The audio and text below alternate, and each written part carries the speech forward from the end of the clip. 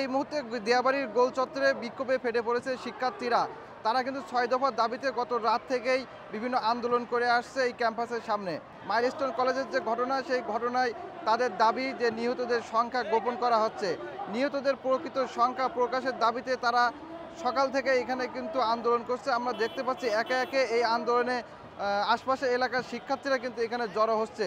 তারা এখানে একটি সময় বেঁধে দিয়েছে সরকারকে, এবং সেই সময়ের মধ্যে যদি সঠিক তালিকা প্রকাশ না করা হয় তারা কিন্তু আরও বড় ধরনের আন্দোলন করবে বলে হুঁশিয়ারি দিয়েছেন। তারা রাজপথ দখল করবেন এমনও হুঁশিয়ারি দিয়েছেন।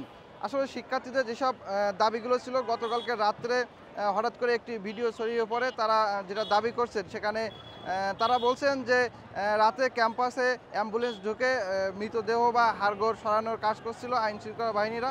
সেখানে কিন্তু শিক্ষার্থীদের বা শিক্ষকদের প্রবেশ করতে দেওয়া হয়নি, তাদেরকে বাধা দেওয়া হয়েছে। তারা এটার পর থেকেই কিন্তু মূলত বিক্ষোভে ফেটে পড়ে এবং বিভিন্ন দাবি দাওয়া নিয়ে আন্দোলন করছে। রাত থেকে তারা যে 6 দফা দাবি করছে, 6 দফা দাবির মধ্যে রয়েছে নিহতদের প্রকৃত যে তালিকা, তাদের নাম সহ তাদের তালিকা প্রকাশের দাবি করছে শিক্ষার্থীরা, এবং আহতদের সঠিক তালিকা প্রকাশের দাবি করছেন। এবং গতকালকে শিক্ষক এবং শিক্ষার্থীদের গায়ে হাত তুলেছে আইন শৃঙ্খলা বাহিনী, এমন একটি অভিযোগ করছে তারা। এবং এই অভিযোগের ভিত্তিতে তারা কিন্তু নিঃস্বার্থভাবে ক্ষমা চাওয়ার দাবি জানিয়েছেন আইন শৃঙ্খলা বাহিনীর প্রতি। এছাড়াও এই যে যারা নিহত হয়েছে, নিহতদের পরিবারকে ক্ষতিপূরণ দেওয়ার দাবি জানিয়েছে শিক্ষার্থীরা। এবং এছাড়াও যেসব দাবিগুলো রয়েছে সেগুলো হচ্ছে যে বিমান বাহিনী ঝুঁকিপূর্ণ বিমানগুলো রয়েছে সেগুলো বদলিয়ে নতুন বিমান যুক্ত করার জন্য, এবং এই যে বিমান বাহিনীর যে প্রশিক্ষণ এলাকা, সেই এলাকা পরিবর্তনের জন্য কিন্তু তারা দাবি জানিয়েছে। এই মোট 6টি দাবিতে তারা মূলত আন্দোলন চালিয়ে যাচ্ছে। এবং তারা মানে বরাবরই যে দাবিটি করে আসছে সেটি হচ্ছে যে মৃতের সংখ্যা মূলত লুকানো হচ্ছে। এখানে অনেক শিক্ষার্থী দাবি করছেন তারা সশরীরে সেখানে উপস্থিত ছিলেন, এবং তারা বলছেন তারা এক একজন 25টি 30টি করে লাশ নিয়ে যেতে দেখেছেন। তবে যখন লাশের তালিকা যে প্রকাশ করা হয়েছে তারপর সেগুলো দেখে তারা কিন্তু বিস্মিত হচ্ছে যে আসলে এই তালিকার সাথে তাদের চোখের সামনে ঘটে যাওয়া ঘটনার সাথে কোনো মিল নেই। এছাড়া কয়েকজন শিক্ষার্থীর সাথে কথা বলছিলাম, তারা কিন্তু বলছিলেন যে 2টি সেকশনের একেবারে মাঝ বরাবর বিমানটি বিধ্বস্ত হয়, যেখানে 2টি সেকশন পুরোপুরিটাই পুড়ে ছাই হয়ে গেছে।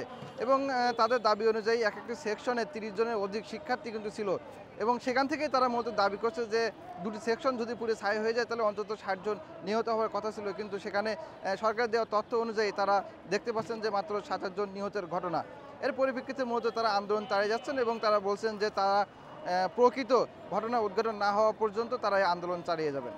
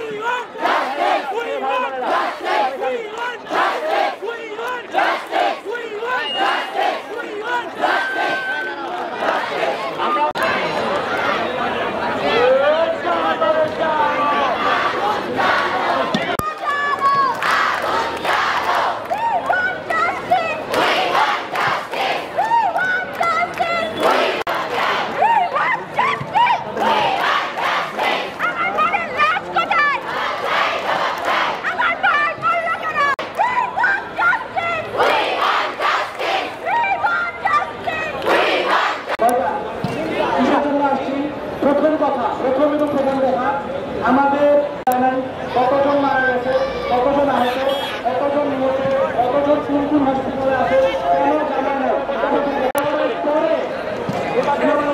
আমাদের শিক্ষক এবং ছাত্রদের উপর হাত তোলে। দ্বিতীয় কথা হচ্ছে আমাদের